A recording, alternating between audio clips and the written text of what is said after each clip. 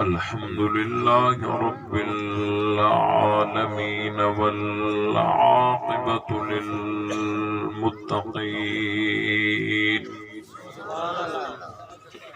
والصلاة والسلام على سيد الأنبياء والمرسلين أما بعد فأعوذ بالله من الشيطان الرجيم بسم الله الرحمن الرحيم سبحان الذي أسرى بعبده ليلا من المسجد الحرام إلى المسجد الأقصى الذي باركنا حوله لنريه من آياتنا إنه هو السميع البصير صدق الله العظيم درود پاک اللهم صل على محمد وعلى آل محمد كما صليت على إبراهيم وعلى آل إبراهيم إنك حميد مجيد اللهم بارك على محمد وعلى آل محمد كما باركت على إبراهيم وعلى آل إبراهيم إنك حميد مجيد برادران اسلام، قابل صد احترام اور میرے عزیز دوستو، بزرگوں، بھائیوں، قرآن مقدس کی بابرکت محفل اللہ تعالیٰ کے فضل و کرم سے دعا ہے کہ اللہ تعالیٰ اپنی بارگاہ میں قبول فرمائے۔ جن ساتھیوں نے محنت کر کے اس پروگرام کا انعقاد کیا ہے، اللہ تعالیٰ ان سب کی حاضری کو صرف قبولیت سے نوازے اور ہم سب کو حق سمجھ کر اس پر عمل کرنے کی توفیق عطا فرمائے۔ وقت انتہائی مختصر ہے، مختصر وقت میں چند باتیں عرض کروں گا۔ آج کے پروگرام کا عنوان ہے معراج مصطفیٰ صلی اللہ علیہ وسلم۔ نبی پاک صلی اللہ علیہ وسلم کے جتنے بھی معجزات ہیں، ان میں سے آپ علیہ السلام کا ایک بہت بڑا معجزہ سفر معراج بھی ہے۔ نبی پاک صلی اللہ علیہ وسلم کو اللہ تعالیٰ نے پوری کائنات میں سب سے افضل بنایا، پوری کائنات میں سب سے عزت میں، عظمت میں، شان میں اگر کوئی بلند ہستی ہے تو وہ حضور علیہ السلام کی ہستی ہے۔ اس سے بڑی کوئی ہستی اس دنیا میں موجود، نبی پاک صلی اللہ علیہ وسلم سے افضل تو کوئی نہیں، لیکن آپ علیہ السلام کے برابر بھی کوئی نہیں۔ حضور علیہ السلام سب سے آگے۔ اللہ تعالیٰ نے عملی طور پر جب آپ علیہ السلام کے اوپر ظلم ڈھائے گئے، حضرت خدیجہ الکبریٰ رضی اللہ تعالی عنہا کی جدائی اور طائف کا سفر کہ آپ علیہ السلام پر اتنے پتھر برسائے گئے کہ حضور علیہ السلام کی نالین شریفین خون سے بھر گئی۔ آپ علیہ السلام کے دل پر جو بوجھ ہوا تو جس طرح اگر کسی کو غمگین دیکھ کر آپ اور میں یوں کہتے ہیں کہ چلو تمہیں کچھ شعر کراتے ہیں تاکہ آپ کا غم ہلکا ہو جائے، تو اللہ تعالیٰ نے اپنے محبوب صلی اللہ علیہ وسلم کے حال کو دیکھ کر اور جب ظلم اور زیادتی بڑھ گئی آپ علیہ السلام کا دل غمگین ہوا تو اللہ تعالیٰ نے حضور علیہ السلام کو عرشوں کی سیر کروائی۔ آپ علیہ السلام کو اللہ تعالیٰ نے عرشوں پہ بلوایا اور ایسا بلوایا کہ ساتھ چلنے والے بھی کہیں رک گئے، بے وفائی نہیں کی۔ اللہ تعالیٰ کا حکم یہی تک کا تھا، وہ اوپر چلے گئے، راستے میں ساتھ چلنے والے رک گئے اور حضور علیہ السلام اکیلے اوپر چلے گئے۔ یہ عملاً بتا دیا کہ حضور علیہ السلام کا مرتبہ اتنا بلند ہے کہ مخلوق میں سے کوئی بھی حضور علیہ السلام کے برابر نہیں ہو سکتا۔ جہاں نبی پہنچا وہاں کوئی نہیں پہنچا۔ آپ علیہ السلام کو اللہ تعالیٰ نے یوں بلوایا کہ حضرت جبرائیل علیہ السلام کو اللہ نے بھیجا اور واقعہ معراج کو شروع کرتے ہوئے اللہ تعالیٰ نے فرمایا سبحان الذی اسرا، پاک ہے وہ ذات۔ یہ سارے اعتراضوں کے جواب اللہ تعالیٰ نے یہی دے دیے کہ کیا پتا کوئی اعتراض کرے کہ یہ معراج کیسے ہو سکتا ہے، مہینوں کا سفر یوں منٹوں میں کیسے ہو سکتا ہے، اور یوں عرصوں تک یوں ایک ہی رات میں ہو کر پھر واپس آنا یہ کیسے ہو سکتا ہے۔ یہ سارے جو اعتراض تھے کہ یہ کیسے ہو سکتا ہے، کیسے ہو سکتا ہے، جو یہ سیر کروانے والی ذات ہے وہ ساری کمزوریوں سے پاک ہے، اگر رب چاہے تو ہو سکتا ہے۔ سبحان کا مطلب یہ ہے کہ اگر رب چاہے تو ہو سکتا ہے اور ہوا ہے۔ اللہ نے فرمایا سبحان الذی اسرا بعبدہ، پاک ہے وہ ذات جس نے راتوں رات سیر کروائی اپنے عبد کو من المسجد الحرام الى المسجد الاقصی، مسجد حرام سے مسجد اقصی تک، مسجد حرام سے مسجد اقصی تک 1 مہینے کا سفر ہے، لیکن ایک ہی رات میں یہ سفر طے ہوا، ایک ہی رات میں یہ سفر طے ہوا۔ اور بڑا عجیب واقعہ ہے معراج کا واقعہ کہ اللہ تعالیٰ نے حضرت جبرائیل علیہ السلام کو بھیجا، حضرت جبرائیل علیہ السلام آئے اور حضور علیہ السلام آرام میں تھے، آپ علیہ السلام آرام میں تھے۔ آپ علیہ السلام کا یہ آرام بتا رہا ہے کہ اللہ تعالیٰ نے حضور علیہ السلام کو آج کے سفر کا علم دیا نہیں ہے۔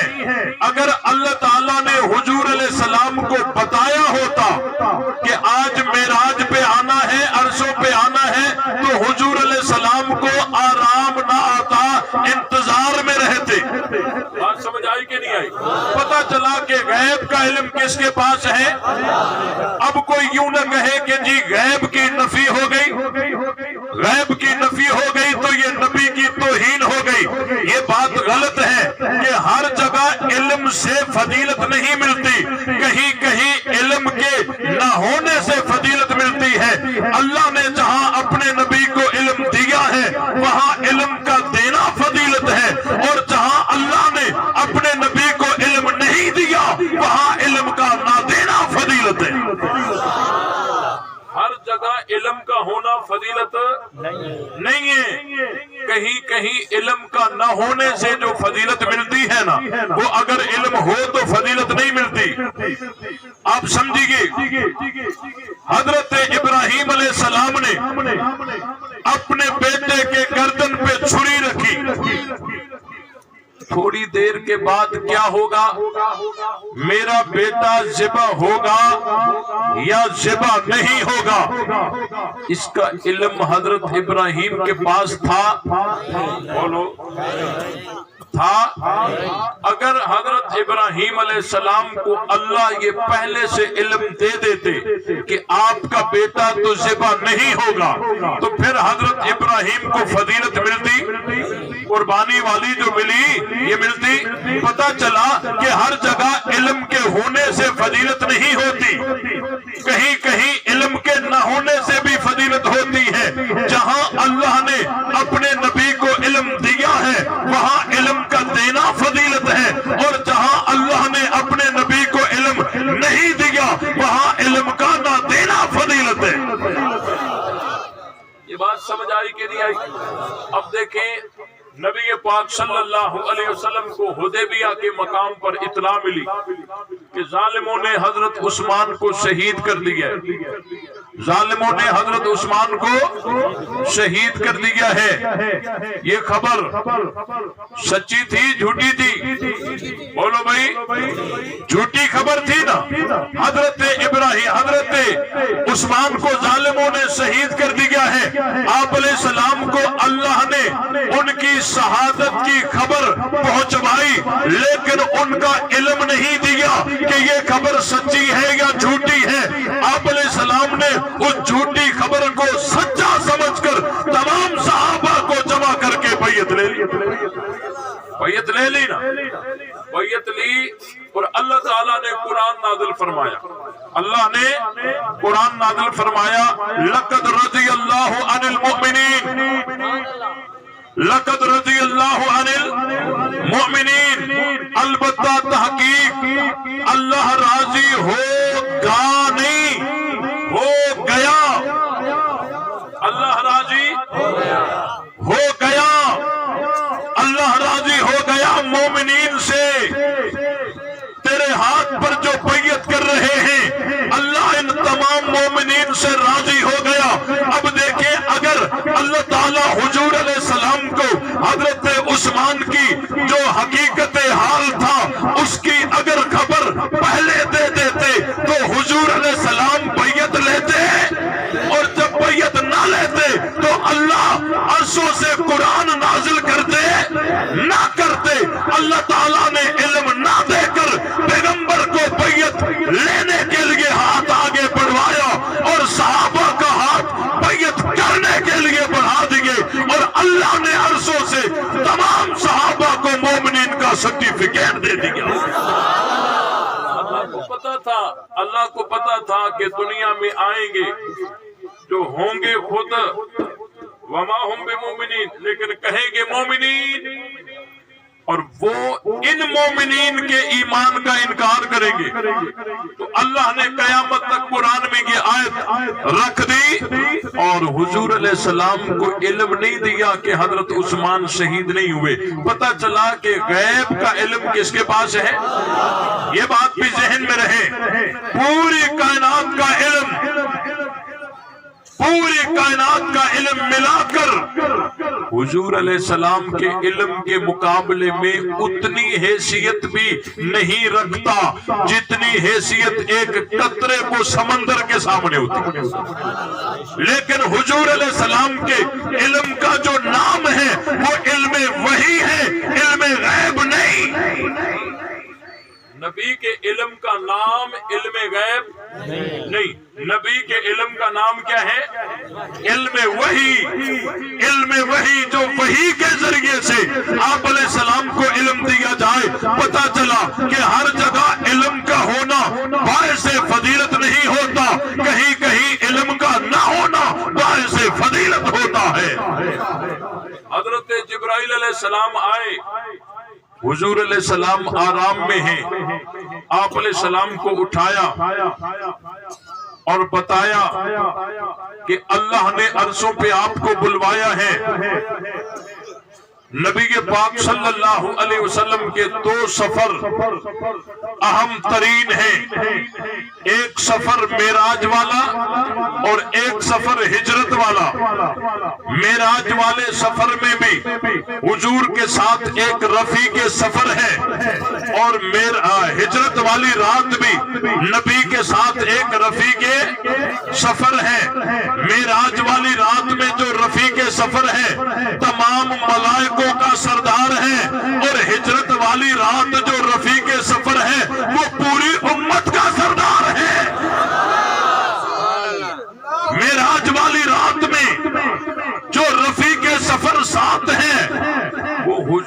کو لینے آئے، اور جب ہجرت کا سفر شروع ہو رہا ہے خود محبوب صدیق کو لینے گئے۔ بات سمجھ آئی کہ نہیں آئی؟ بات سمجھ آئی کہ نہیں آئی؟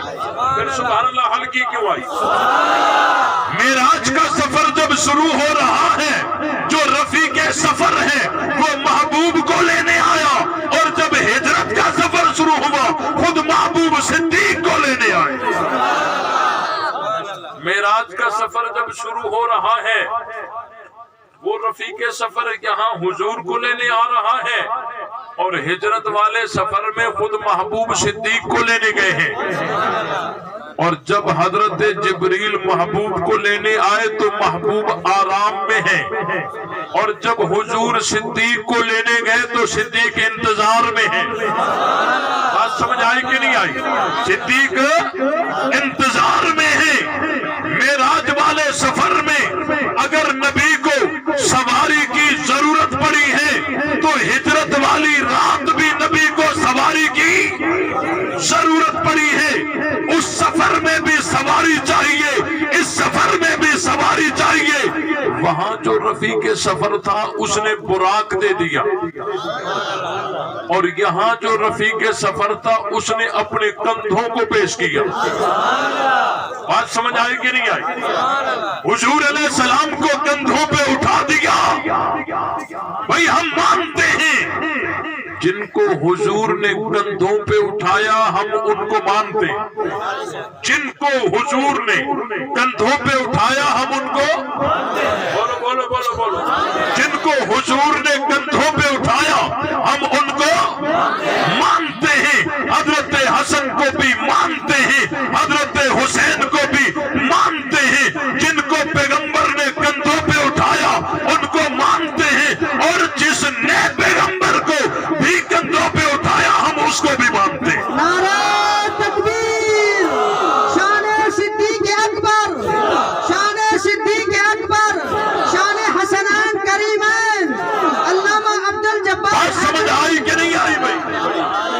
جن کو حضور نے کندھوں پہ اٹھایا ہم ان کو بھی مانتے ہیں، اور جس نے حضور کو کندھوں پہ اٹھایا ہم اس کو بھی مانتے ہیں۔ ہاں، جو ایک رات بستر رسول میں آیا، ہجرت والی رات، جو ایک رات بستر رسول میں آیا ہم اسے بھی مانتے ہیں، اور جو اس وقت سے لے کر آج تک خود رسول کے ساتھ سوئے ہیں ہم ان کو بھی مانتے ہیں۔ ہم تو بستر والے بھی مانتے ہیں، روزے والے بھی مانتے ہیں۔ ہم تو بستر والے بھی مانتے ہیں، روزے والے بھی مانتے ہیں۔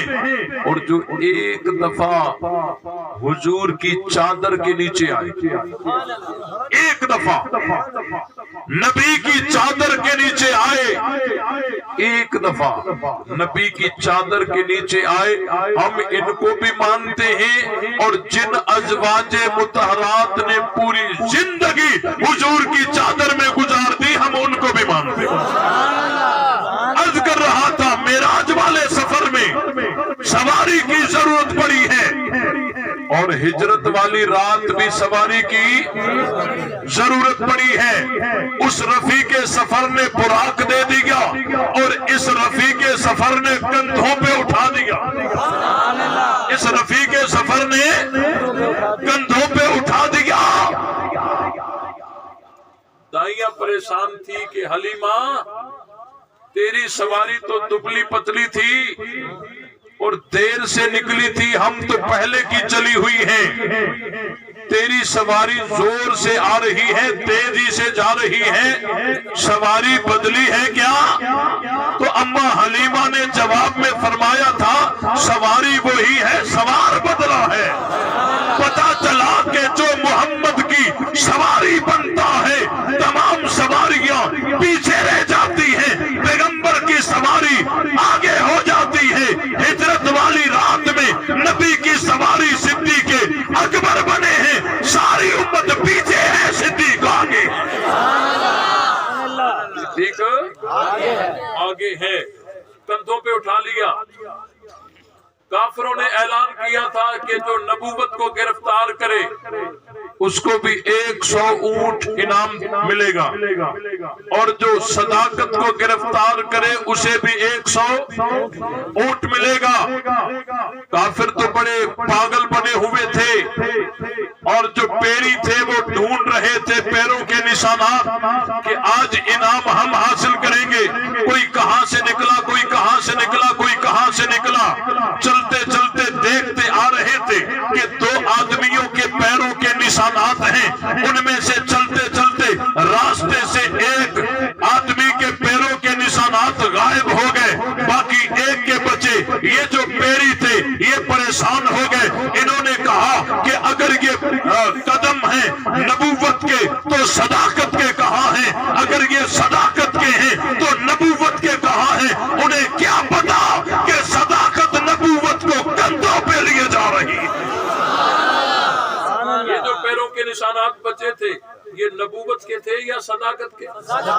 صداقت کے۔ تو صدیق اکبر نے انہیں سمجھا دیا تھا کہ اگر تمہیں نبوت تک پہنچنا ہے تو صداقت کے نقش قدم پہ آنا پڑے گا، صداقت کے نقش قدم پہ آنا پڑے گا۔ معراج والی رات میں بھی نبی کو سواری کی ضرورت پڑی، اور ہجرت والی رات بھی نبی کو سواری کی ضرورت پڑی۔ مجھے یہ بتاؤ جو ہر جگہ حاضر ناظر ہو انہیں سواری کی ضرورت پڑتی ہے؟ بولو، سواری کا کام کیا ہے؟ ایک جگہ سے اٹھانا اور دوسری جگہ پہنچانا، یہی ہوتا ہے نا۔ لیکن جو ہر جگہ حاضر ناظر ہو انہیں سواری کی ضرورت پڑتی ہے، لیکن حضور کی سواریاں بھی مانتے ہو، نبی کو حاضر ناظر بھی مانتے ہو۔ کتنے بڑے احمق ہو، پیغمبر کو سواری کی ضرورت معراج والی رات میں بھی پڑی ہے، ہجرت والی رات میں بھی پڑی ہے، تو وہاں براق آیا، یہاں صدیق اکبر آئے۔ معراج والی رات میں جو رفیق سفر ساتھ چلا ہے وہ چلتے چلتے چلتے ایک جگہ رک گیا ہے، ایک جگہ رک گیا ہے کہ آقا مجھے آگے چلنے کی اجازت نہیں، مجھے آگے چلنے کی اجازت نہیں ہے۔ اور جو ہجرت میں ساتھ چلا ہے وہ ایسا چلا ہے، ایسا چلا کہ اس وقت سے جو ساتھ چلا آج تک ساتھ ہے یا نہیں؟ آج تک ساتھ ہے یا نہیں؟ معراج والی رات میں نبی کے سامنے 2 پیالے پیش کیے گئے، بعض روایات میں آتا ہے 4، بعض میں آتا ہے 3، بہرحال 3 4 2 جتنے بھی، ایک شہد کا پیالہ، ایک پانی کا، ایک شراب کا اور ایک دودھ کا۔ آپ علیہ السلام کے سامنے جب پیالے پیش کیے گئے تو آپ علیہ السلام نے دودھ اٹھا لیا، دودھ اٹھا لیا اور پی لیا۔ آپ علیہ السلام کو بتایا گیا کہ اگر آپ شراب پیتے تو آپ کی امت گمراہ ہو جاتی۔ توجہ، بات سمجھ نہیں آئی؟ اگر آپ شراب پیتے تو آپ کی امت گمراہ ہو جاتی۔ شراب آپ پیتے گمراہ امت ہو جاتی، کیا مسئلہ ہے؟ اگر آپ شراب پیتے تو آپ کی امت گمراہ ہو جاتی۔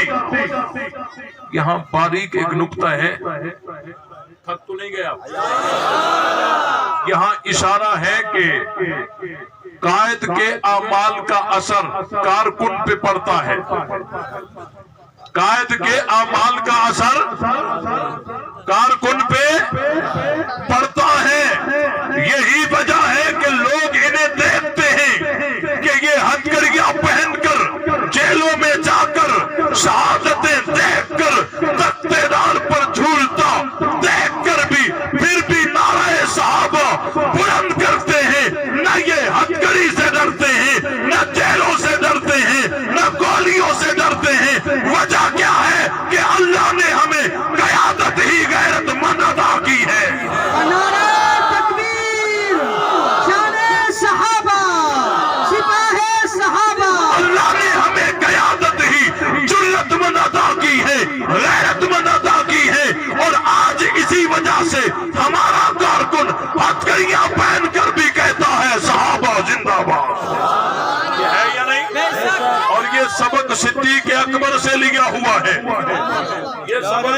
تکبیر اصحاب رسول نعرہ تکبیر شان صحابہ عظمت صحابہ شہداء ناموس صحابہ یہ سبق صدیق اکبر سے ملا ہے۔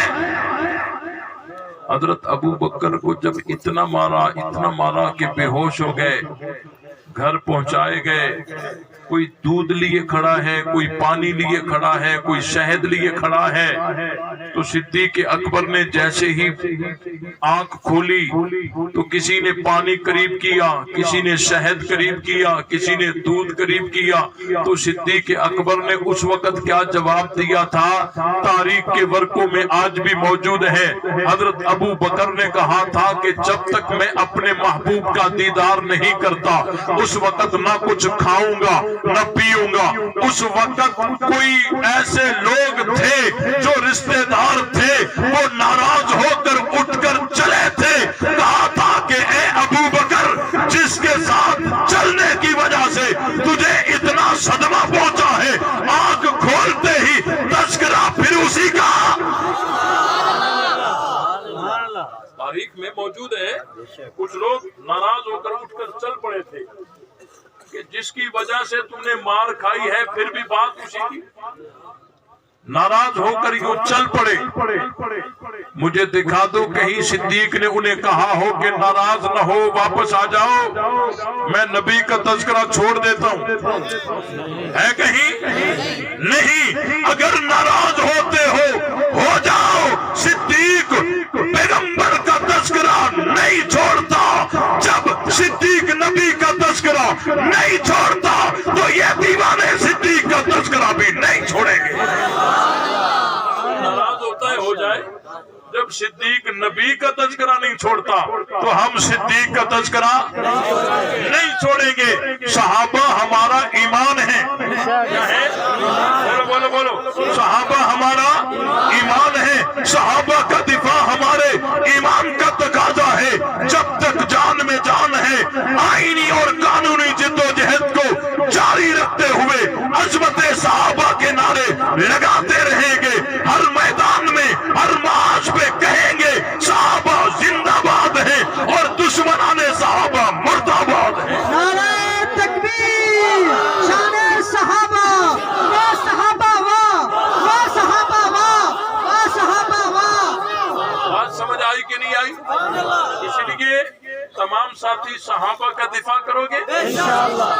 دیکھو، معراج والی رات میں حضور کو مصلی پہ کھڑا کیا کس نے؟ معصوم نے۔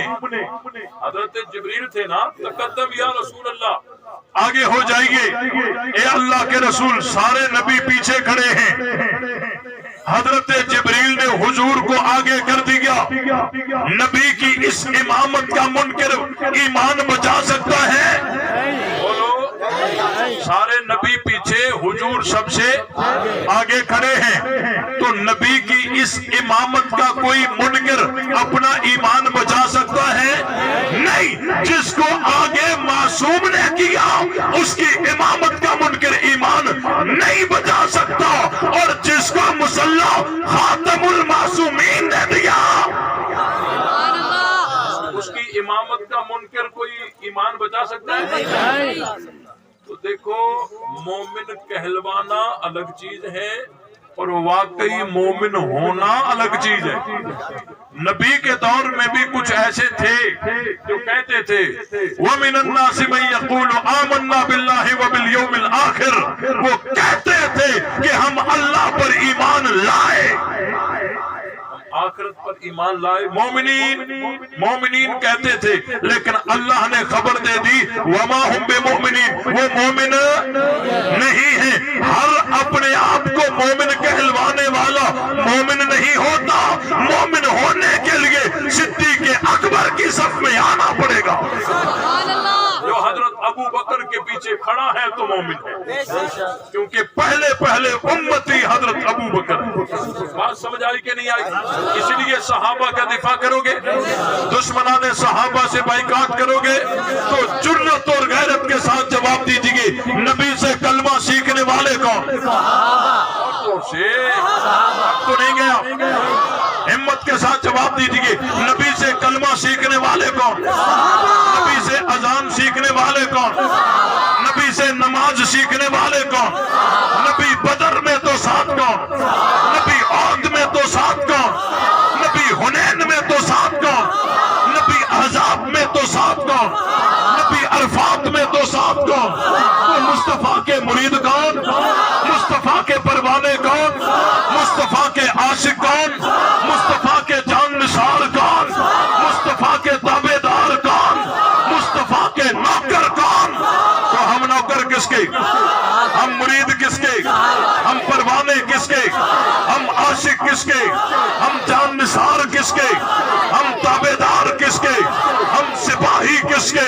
بول جو صدیق کا نہیں وہ ہمارا، جو فاروق کا نہیں وہ ہمارا، جو عثمان کا نہیں وہ ہمارا، جو علی کا نہیں وہ ہمارا، جو معاویہ کا نہیں وہ ہمارا، جو صحابہ کا نہیں وہ ہمارا، جو اہل بیت کا نہیں وہ ہمارا نہیں ہے۔ لے شوق سے نام صحابہ کا، کر چرچا عام صحابہ کا، گر طلب ہے تجھ کو جنت کی تو پلہ تھام صحابہ کا، حق بات پر کرتی ہے تو کٹ جائے زباں میری، اظہار تو کر دے گا جو ٹپکے گا لہو میرا، فنا فی اللہ کی تہ میں بقا کا راز مجھ میں رہے، جسے مرنا نہیں آتا اسے جینا نہیں آتا، وما علینا الا البلاغ۔